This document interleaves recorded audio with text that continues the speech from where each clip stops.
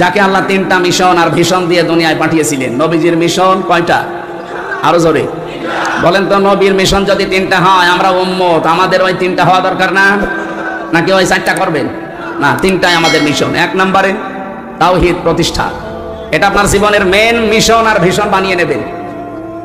কিয়ামতের ময়দানে আল্লাহ রাব্বুল আলামিন তাওহীদ প্রতিষ্ঠায় যদি আপনাকে দুনিয়ায় দেখেন, অন্য কোনো আমল আখলাক যদি কমও থাকে আল্লাহ মাফ করে দেবেন। কারণ তাওহীদ এইটা প্রতিষ্ঠার জন্য তামাম দুনিয়ায় আল্লাহ নবী আর রাসূল পাঠিয়েছিলেন।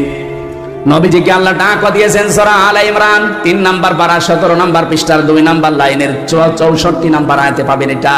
কুলিয়া আহলাল কিতাবি তাআলাউ ইলা কালিমাতিন সাওয়াইম বাইনানা ওয়া বাইনাকুম আল্লা না'বুদা ইল্লাল্লাহ ওয়া লা নুশরিকা বিহি শাইআ।